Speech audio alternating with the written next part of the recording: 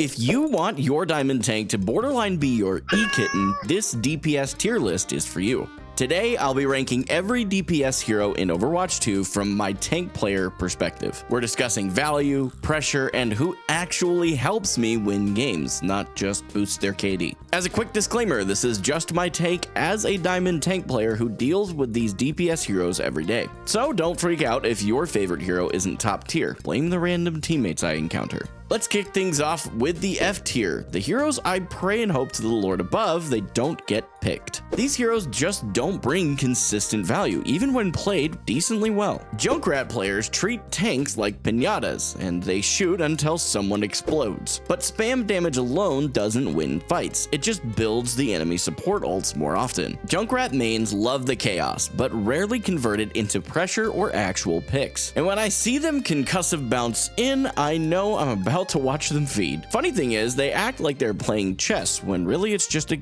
really complicated game of bumper cars. Moving on to Genji, whose mains think they are anime protagonists with a plot armor arc incoming. Reality check. This cyborg ninja actually requires mechanical godhood to be useful. Most Genji players blade into 5 people like they are auditioning for an action movie, but without support coordination, they just die in slow motion without even having the benefit of dramatic music. Also, deflecting my Orisa spears doesn't make you a legend. Calm down a bit. Now on to D tier. These heroes aren't hopeless, but man do they make the game harder. When they pop off, it's absolutely insane, but that's like a once a week special. I know. Bastion has insane damage in turret form, but 9 times out of 10, Bastion players just shoot the enemy tank while in that form. Like, bro, thank you for building their support ults for me. Next time, please just leave that to the Junkrat players we talked about earlier. Bastion is the scarecrow of Overwatch. Loud, stiff, and not actually that scary. Symmetra is my favorite DPS hero. I absolutely love her kit and design, but most players forget she has a right click that chunks from halfway across Numbani. They focus too much on beam uptime and forget poke value is insane. If your sim's not controlling space with orbs and turrets, you're basically a squishy Torbjorn. Also, her teleporter placements feel like IKEA instructions with a step missing. Torb is basically your uncle who shows up with tools but zero plan. His turret does 90% of the work but rarely ends up placed in high value spots. And yes, hitting someone with a hammer is goofy, but it's obviously not a viable strategy. Most Torbs I see plop turrets in obvious spots and wonder why they get no value. Bonus points if they repair their turret while it does mid damage at best from a mile away. Moving on to Venture, whose burrow is like a reverse get out of jail free card in the fact that they use it wrong. It's an escape tool. It's not a green light to dive into Narnia without Aslan. They dig in, pop up solo, and then blame healing when they get farmed. It can be good, but most players don't time it right and overextend constantly. Watching Venture players is like watching someone trip into their own fail highlight montage. Now we're heading into C tier, heroes that can bring value if the stars align. Sometimes these picks hit hard, but more often it's a coin toss with my sanity at stake. Let's kick it off with Hanzo and Widowmaker, and I lumped these two together because they're two sides of the same coin that always guarantees me being tilted. When they're hitting shots, I get to chill, hold space, and farm some cooldowns maybe. When they're missing, it's like being down a player and carrying their dead weight. The variance is wild. They either top frag or top feed. There seems to be no in between. If you're missing every headshot on either of these two heroes, please try switching, I'm begging. And a great alternative would be Ashe, who almost made B tier because Bob is one of the best zoning ults. But most Ashe players miss too many shots before they land anything meaningful. She's more forgiving than Widow or Hanzo, but still relies on good aim. If you're not farming Bob fast, your value drops faster than her dynamite arc. Also, please stop shooting tanks with Coach Gun to attempt at a meme environmental elimination. Moving on to Tracer, who is another one of my personal favorites, and it kinda hurts to rank her this low. But too many Tracer players waste blinks and forget health packs even exist. They play like they're allergic to cover and addicted to feeding. A good Tracer is a nightmare, but a bad one is just a throw pick. Blinking into 5 enemies without a plan doesn't make you a flanker, it makes you dead.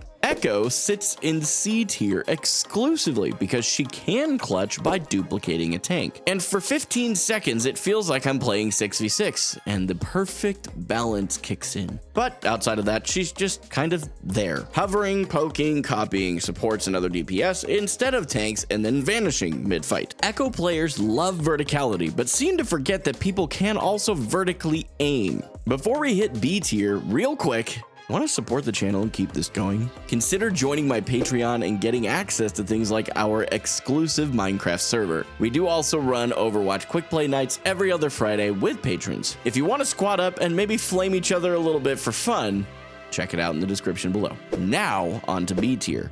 Heroes that bring consistent value even if they don't dominate. These picks usually help the team and apply pressure in ways that matter. Starting off with Cassidy, who is like a good pair of boots. Not flashy, but reliable. He's great for dealing with the absolute menace that is Freya, Pharah, or just poking mid-range consistently. Plus, he's one of the few non-dive DPS that I see consistently trying to help peel sometimes. Cass mains also fan the hammer like it's personal. I gotta respect that intensity. Another controversial one, but I'll die on this hill. Soldier just works. He's easy to play, but not useless. Good soldiers keep pressure up on enemy tanks and get decent picks too. And the self-heal station, while not the greatest, keeps them in the fight longer, which supports do appreciate. His ultimate's kind of mid, but at least he doesn't yell, "The dragon!" and miss everything. Sombra is the queen of banned heroes, and for good reason it seems. When she's not banned, Sombra mains crawl out of the shadows and go hard. Hack is annoying, EMP is fight winning, and she's super slippery. If she gets value, I get space, and that's a win in my book. Also, her boop voice line should be a support passive. It just kind of heals my soul a little bit. Moving on to Freya, who used to be in an arguably A tier, but post-nerf, she dropped ever so slightly to me. She's still strong, but too many players forget her alternate fire makes her vulnerable. They charge it mid-air, wide in the open, like a firefly, and then get deleted after one shot. Flying isn't a strategy if you land in a gravestone every time. That said, good Freyas still pressure angles, which helps me aggress without overcommitting too much. And finally, we've arrived at the moment many of you have been waiting for and probably clicked to this point in the video at A tier. The heroes I love to see on my team. These picks almost always deliver consistent high-value results. Starting with Pharah, who is just devastating when played right. Pressure, poke, picks, she does it all. She either breaks their back line or forces weird rotations I can abuse. I rarely see a bad Pharah, which says a lot. Even without a mercy pocket, she can still create chaos I benefit from. Also, rocket jumps are cooler than concussive jumps. All facts, no printer. Man, that line ate and left no crumbs. Am I right?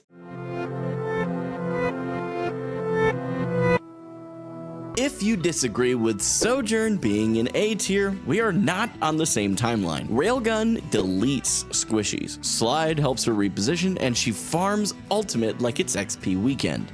I especially love Sojourn when, by some misfortune, Mercy's not banned. A mercy-pocketed Sojourn is terrifying. Sojourn players are cracked out of their minds most of the time. I will say, as a tank player, I am often terrified of her being able to easily charge Railgun on me. Mei mains deserve forehead kisses. Platonically, of course. Smart walls isolate tanks and disrupt enemy tempo like nothing else. She's tanky, annoying, and saves my life more than supports sometimes. Mei isn't just good. She's a utility monster that rewards smart play. And let's be honest, Blizzard might be the most underrated ult in the game. And finally, we have Reaper, who takes pressure off of me in a beautiful way. He dives backlines or holds flanks. Either way, I can move more freely. His sustain means he's not always begging for heals like other flankers. And he deletes tanks who overstep, which I respect. Plus, hearing die, die, die never gets old when it's not directed at me. Anyways, that's the full DPS ranking from the eyes of me, a diamond tank main. If you want to know who I trust from the support hero cast, you might check this video that's on your screen next. In the same way, I broke down the entire support roster with the same energy I just brought this one. Okay. That's crazy. I hate Tracer, I hate Tracer, I hate Tracer, I hate Tracer, I hate Tracer, I hate Tracer.